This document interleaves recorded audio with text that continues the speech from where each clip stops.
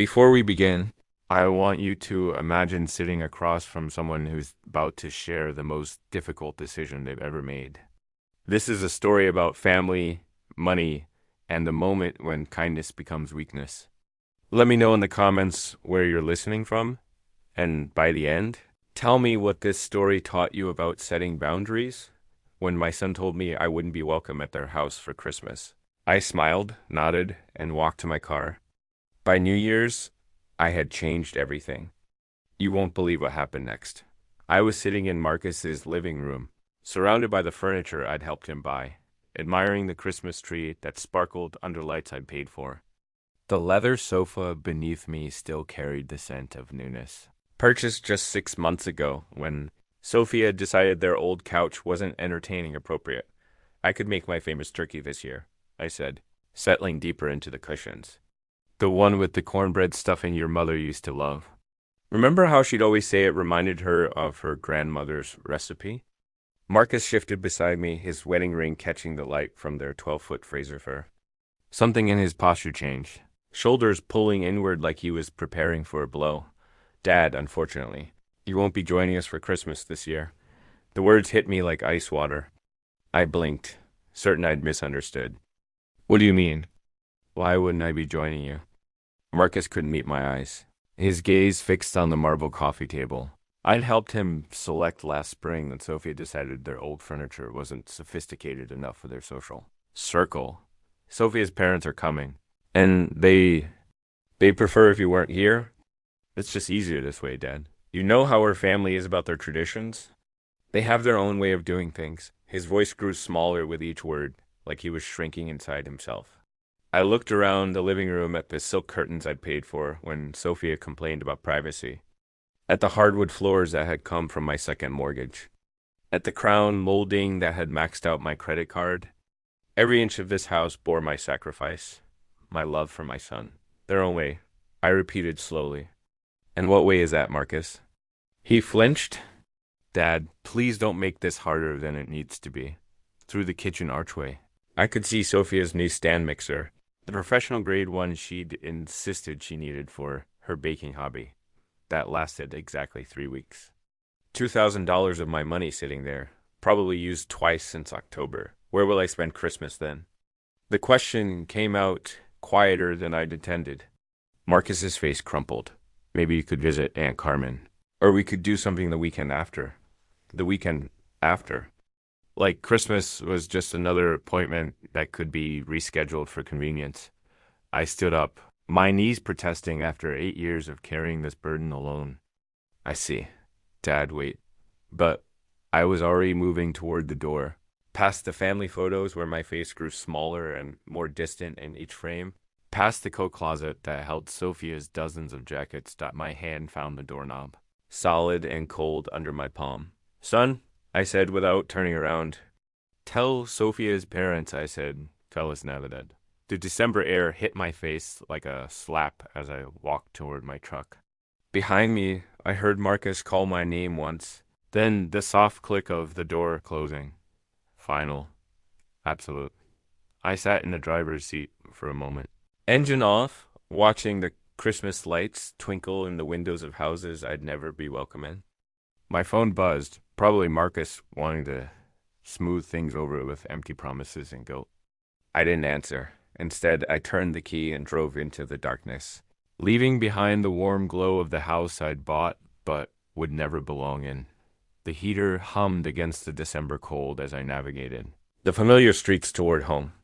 The neighborhood sprawled around me, every corner holding memories of the man I used to be, the one who believed family meant everything, who'd give his last dollar to see his son smile. That man was a fool. I stopped at the red light on 5th and Main, watching a young father load Christmas presents into his UV.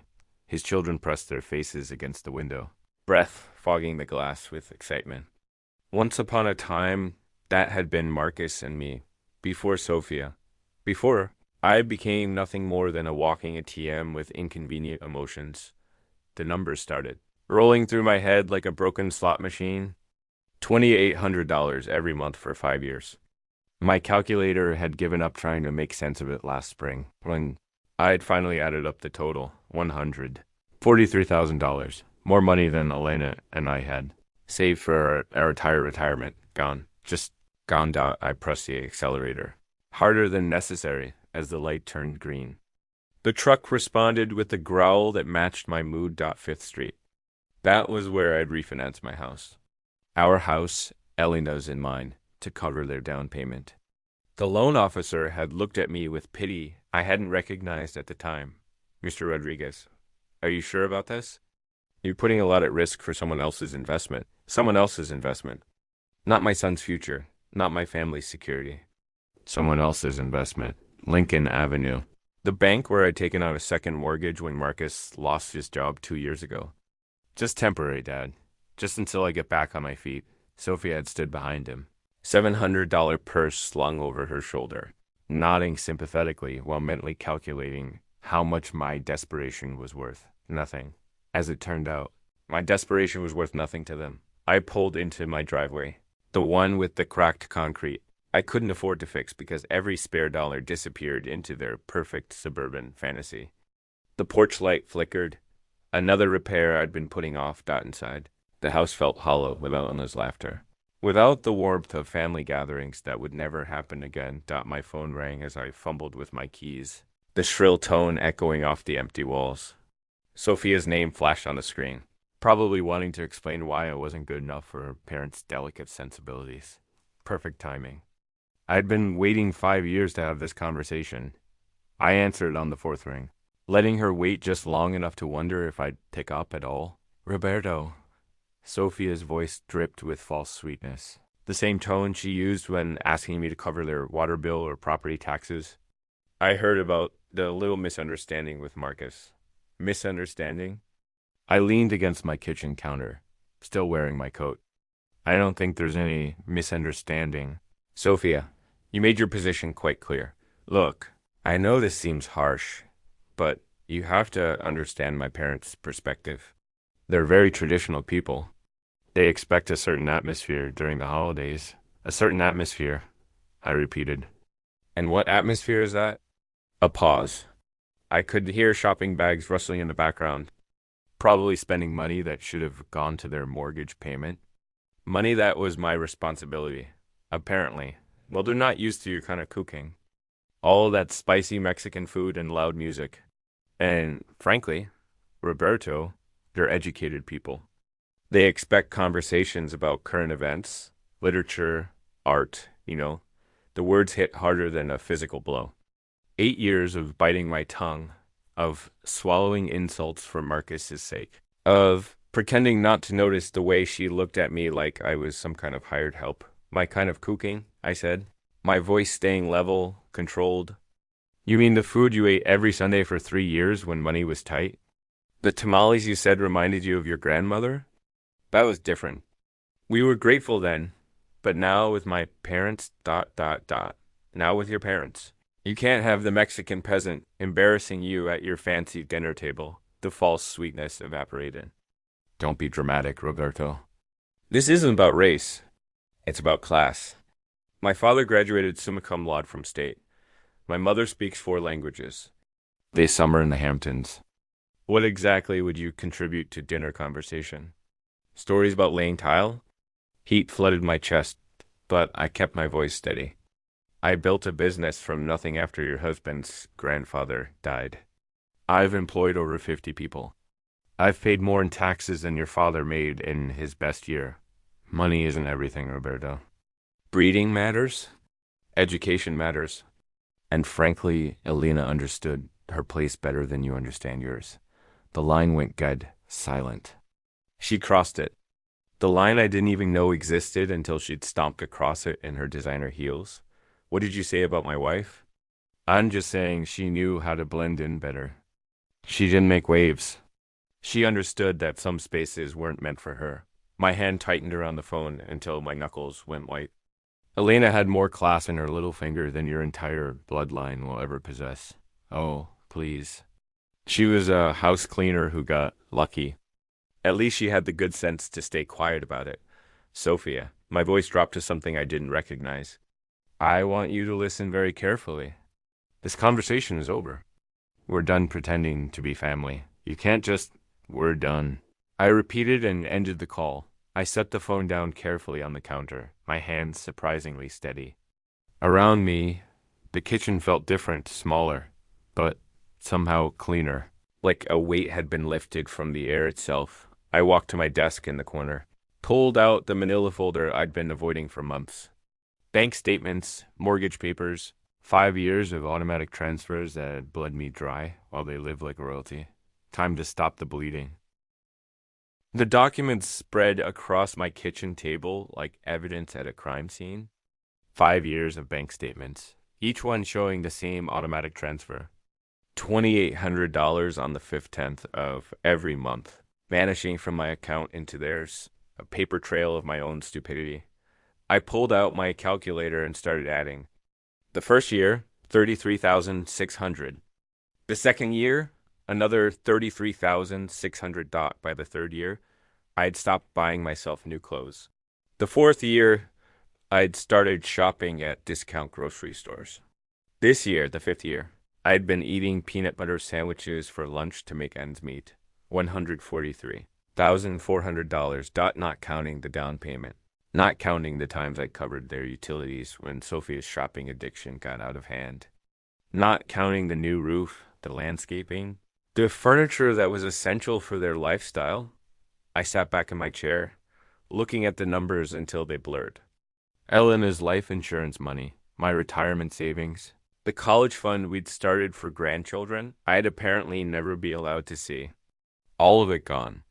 Poured into a house where I wasn't welcome for Christmas dinner. I reached for my phone, scrolled through my contacts until I found the number for my bank. The automated system offered me options in English and Spanish. How thoughtful. How accommodating to people like me. Customer service, this is Jennifer. How can I help you today? I need to cancel an automatic transfer, I said, my voice steadier than it had been in years. Certainly, sir. I'll need your account number and some verification information. I rattled off the numbers, watched her type in the background. Professional, efficient, no judgment about why a 62-year-old man was canceling payments to what was probably his son's. Mortgage. I see the transfer you're referring to. Mr. Rodriguez, $2,800 monthly to Wells Fargo. Account ending in 7,423. How long have you been making this transfer? 5 years. The words tasted bitter, and you want to cancel it effective immediately. I looked around my kitchen at the outdated appliances I couldn't afford to replace, at the walls that needed painting, at the windows that leaked cold air because I'd spent my home improvement money on someone else's. Cancel. Effective immediately, I confirmed. Done. The transfer has been canceled. Is there anything else I can help you with today? No, I said, surprising myself with how good the word felt. No, that's everything. I hung up and sat in the sudden quiet of my house. Outside, December darkness was settling over the city. Christmas lights twinkling in windows where families gathered without conditions, without judgment, without the need to hide who they were. For the first time in 5 years, next month's budget would balance. For the first time since Elena died, I could afford to fix my porch light, buy decent groceries, maybe even take a vacation. The next morning arrived crisp and clear. December sunlight streaming through my kitchen windows as I nursed my second cup of coffee. For the first time in years, I wasn't calculating how much money would disappear from my account in 3 days. The freedom tasted better than the Colombian blend I'd finally allowed myself to buy. My phone rang at exactly 10:47. Sophia's name flashed on the screen like a warning label. Roberto, her voice carried that familiar tone of barely concealed impatience. I need you to pick up my parents from the airport. Their flight from Portland arrives at 2 o'clock. I set down my mug carefully, watching the steam curl toward the ceiling. Sophia, did you forget about our conversation yesterday? Look, whatever that was about, we need to focus on practical matters now. My parents need transportation, and you're the only one with time during the day. The audacity was breathtaking. Less than 24 hours after telling me I wasn't worthy of sharing Christmas dinner with her family, she expected me to serve as their personal chauffeur, and you're asking me because ... because That's what family does, Roberto. They help each other. Her voice sharpened with irritation. Besides, let's be honest here. You're not my rival. You're too weak to be my rival. So just get in your truck and pick them up. There it was. The final insult wrapped in a command. What airline? I asked quietly. Alaska Air Flight 447. There'll be a baggage claim carousel 3. And Roberto. They're expecting someone who can handle their luggage properly? Don't embarrass us. I could hear her nails tapping against something hard. Probably her granite countertop. The one I'd paid for when she decided laminate wasn't suitable for her dinner parties. Of course, I said. I'll take care of everything. Good. And wear something decent. Maybe that blue shirt you wore to Marcus's graduation. They noticed things like that. The line went dead. She hadn't even said thank you at 2:15. I was settling into my favorite armchair with a fresh cup of Earl Grey and the Sunday paper. The crossword from yesterday lay completed on my coffee table. Delayed gratification had been postponement. My phone buzzed against the wooden surface. Sophia's name again. I let it ring. The December sun slanted through my living room windows, warming the space where I'd spent so many lonely evenings counting the cost of my generosity. Today, the silence felt different. Earned. Intentional. By 3:30, my phone had buzzed 6 times. I'd finished the newspaper, brewed a second pot of tea, and started organizing the junk drawer in my kitchen table. Amazing what you could accomplish when you rushing around serving people who considered you their personal bellhop. Someone started pounding on my front door at 5:15. Not knocking, pounding. The kind of aggressive hammering that rattled the frame and announced pure fury. I set down my tea and walked slowly toward the sound, already knowing exactly who I'd find on the other side. Through the peephole, I could see 3 figures crowded on my small porch like wolves circling prey. I opened the door to find Charles Jenkins's red face, inches from mine. What the hell is wrong with you? He shouted, pushing past me into my living room without invitation. We waited at that damn airport over 3 hours. Margaret followed him, her usually perfect hair disheveled, her lips pressed into a thin line of pure hatred. This is completely unacceptable behavior from someone your age, Roberto. Absolutely barbaric. Sophia brought up the rear, her designer coat wrinkled, her makeup smeared. You humiliated us. Do you have any idea what you've done? My parents had to take a $40 taxi because you decided to get petty. Get out of my house. I said quietly, not moving from my position by the door. They stopped mid-rant, shocked by the steel in my tone. Excuse me? Charles's face went from red to purple. You don't get to make demands here, buddy. Not after what you pulled today. This is my house, I said quietly, not moving from my position by the door. And I want you out now. Margaret stepped forward, her voice dripping with the kind of condescension she'd perfected over decades of looking down on people like me. Roberto, you clearly don't understand the magnitude of your mistake. My husband has connections throughout this city. Business connections, social connections. You can't treat people like us this way and expect... This was a lesson for you? I interrupted, meeting her gaze steadily. A lesson about your excessive arrogance and your poor treatment of people you consider beneath you. Sophia's mouth fell open. A lesson?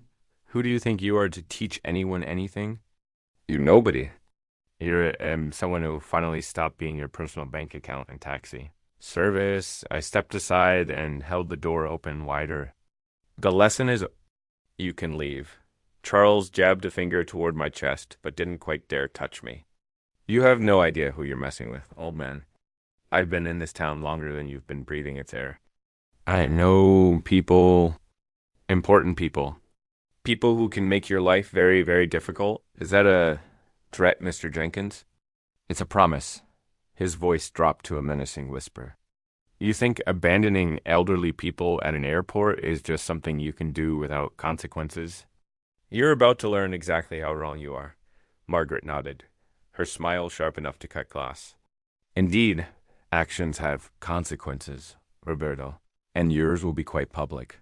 They filed out of my house like a defeated army, but Charles turned back at the threshold. You'll regret this, he said. I guarantee it. I closed the door behind them and turned the deadbolt with a satisfying click.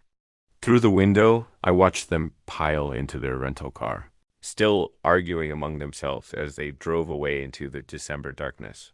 3 days later, I was enjoying my morning coffee, scanning the local paper, when I saw my own face staring back at me from page 3. The headline read, "Local businessman abandons elderly couple at airport during holiday storm." There I was in black and white. An old photo from my company's website, probably 5 years out of date. Below it, a story that made my blood run cold and my temper flare in equal measure. Charles and Margaret Jenkins, visiting their daughter for Christmas, were left stranded at the airport over a 4-hour Sunday. When family member Roberto Rodriguez failed to appear for a prearranged pickup, the couple, both in their late 50s, waited in frigid temperatures as a winter storm warning was issued for the Region. Winter storm warning. It had been 52 degrees and sunny. "We couldn't believe someone would just abandon us like that," said Charles Jenkins, a retired banking executive. "We called repeatedly, but Mr. Rodriguez never answered his phone. We were forced to take an expensive taxi in dangerous weather conditions. At our age, this kind of treatment is not just inconsiderate. It's dangerous." The article continued with quotes about my pattern of erratic behavior and concerns about my mental state. Charles had painted himself and Margaret as helpless victims of a cruel old man who'd suddenly snapped without provocation. No mention of the Christmas dinner rejection. No context about Sophia's demands or the years of financial exploitation. Just me, the villain who abandoned poor elderly tourists during a blizzard that existed only in Charles's imagination. I set down my coffee and read the article again, slowly, then a third time. The byline belonged to Patricia Morrison, lifestyle editor. I didn't recognize the name, but I recognized the strategy. Charles had called in favors, used his banking connections to get this story placed exactly where it would do maximum damage to my reputation. Smart, very smart. For the first time since this whole mess started, I felt a grudging respect for my opponents. They weren't just entitled trust fund babies throwing tantrums. They were strategic, calculating. They understood that in a small city, reputation was everything. One well-placed newspaper article could destroy decades of hard work. They had declared total war. I pulled out my laptop and began typing names into search engines. Charles Jenkins, Margaret Jenkins, Sophia Rodriguez, their social media profiles, their connections, their habits, their weaknesses, everything they'd foolishly made public over the years, if they wanted to play chess. I showed them what a real strategist looked like. I spent the next 3 days living in a different world. Not the world where I was Roberto Rodriguez, the broken-down old man who let his family walk all over him. This was the world where I was Roberto Rodriguez, businessman, strategic thinker, someone who'd built something from nothing and wasn't about to let a bunch of entitled parasites destroy what I'd worked 40 years to build. My laptop became command central. Social media profiles filled my browser tabs like playing cards in a high-stakes game. Charles Jenkins, retired First National Bank manager, member of the country club, treasurer of the local Business Leaders Association, a man who'd spent his career in positions of trust and influence, a man with a lot to lose. Margaret's Instagram painted a perfect picture of refined living. Charity luncheons, wine tastings, vacation photos tagged with #BlessedLife. Every post carefully curated to project success and sophistication. Comments from friends praising her elegant taste and inspiring lifestyle, all built on other people's money, including mine. Sophia's Facebook timeline told the real story. Posts about our beautiful home with photos of the kitchen I'd paid for. Check-ins at expensive restaurants during the months when I'd covered their utility bills. A status update from last week. So excited for Christmas dinner with family. Can't wait to show off our hosting skills. Our home, our success. The narcissism was breathtaking, but it was Marcus's LinkedIn profile that gave me the final piece I needed. His recent activity showed a new connection. Patricia Morrison, lifestyle editor at the local paper. The same Patricia Morrison who'd written the hatchet job about me. I leaned back in my desk chair, looking at the evidence spread across my screen. These people had made three critical mistakes. First, they'd underestimated me completely. Second, they'd gone public with their attack, which meant I could go public with my response. Third, they documented their entire privileged lifestyle online, creating a perfect catalog of hypocrisy. By evening, I had everything organized in a manila folder thick enough to choke a horse. Bank statements, receipts, photos downloaded from their social media, showing off purchases I'd funded. A printed copy of the newspaper article with my handwritten notes in the margins documenting each lie and distortion. I looked at my wall calendar. December 24th was circled in red. According to Sophia's Facebook events, they were hosting Christmas dinner for 12 people. Family, friends, neighbors, members of their social circle. The kind of people who read the local paper and formed opinions based on what they saw there. The kind of people who deserved to know the truth. Christmas. Eve morning dawned gray and cold. The kind of winter day that made you grateful for warm houses and family gatherings. Too bad I wouldn't be welcome at either, but I had other plans. I laid out my evidence like a lawyer preparing for trial. Bank statements organized by year. Each monthly payment highlighted in yellow. Receipts arranged chronologically, showing the pattern of my support for their lifestyle. Photos printed from their social media. Sophia's new jewelry. Their vacation photos. The expensive Christmas decorations currently adorning the house I'd helped them keep. All of it copied 12 times. One for each dinner guest. The newspaper article went on top of each stack. My red pen notes visible in the margins. Lie written next to Charles's quotes about dangerous weather. False, beside the claim about my erratic behavior. Missing context highlighted where they'd failed to mention 5 years of financial support. Dressed carefully in my best suit, the navy blue one I'd worn to Elena's funeral, pressed and ready for another kind of farewell. Today, I was saying goodbye to the man who'd been a doormat for his family at 6:30. I loaded my briefcase with the evidence packets and drove to their neighborhood. Their house glowed with warm light, cars filling the driveway and lining the street. Through the front windows, I could see figures moving around the dining room. Sophia playing hostess in the home my money had helped them buy. I parked across the street and checked my watch. 6:45. Perfect timing. Late enough that everyone would be seated for dinner. Early enough that they'd still be on the main course. No easy escape for anyone. The front door was unlocked. Of course it was.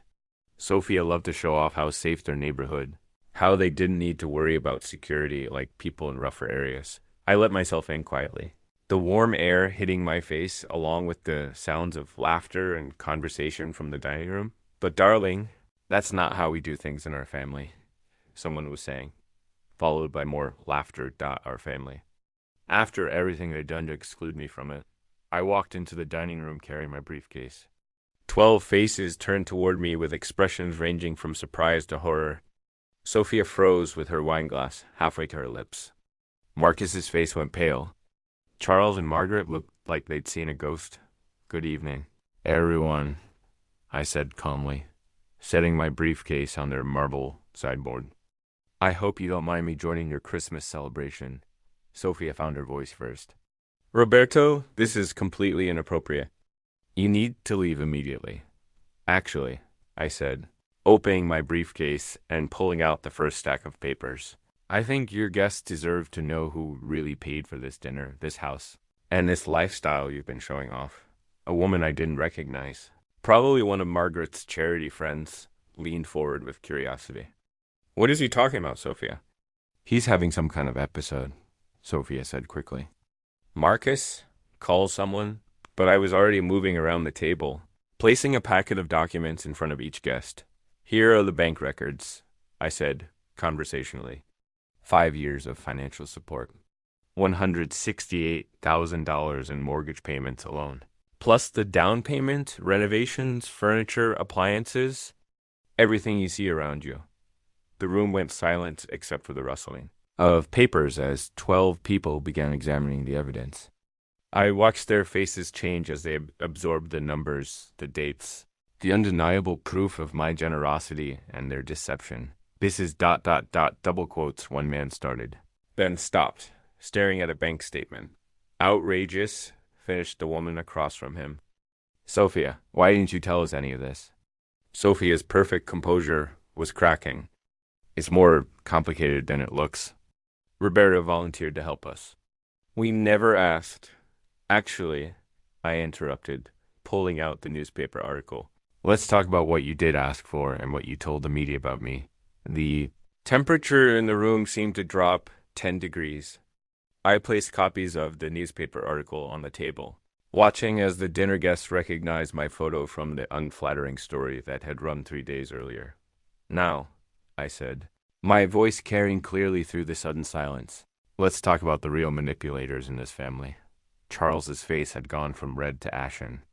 Margaret sat rigid in her chair, her wine glass forgotten in her hand. Mr. Jenkins here used his banking connections to plant this story, I continued, tapping the newspaper. Notice how I'm portrayed as unstable and dangerous, abandoning poor elderly people in freezing weather. A gray-haired man in an expensive sweater looked up from the article. Charles, what is this about? The weather was 52 degrees and sunny, I said before Charles could answer. And they weren't stranded tourists. They were Sophia's parents coming to the Christmas dinner. I'd been banned from attending because I wasn't good enough for their company. Margaret finally found her voice. That's not. We never said.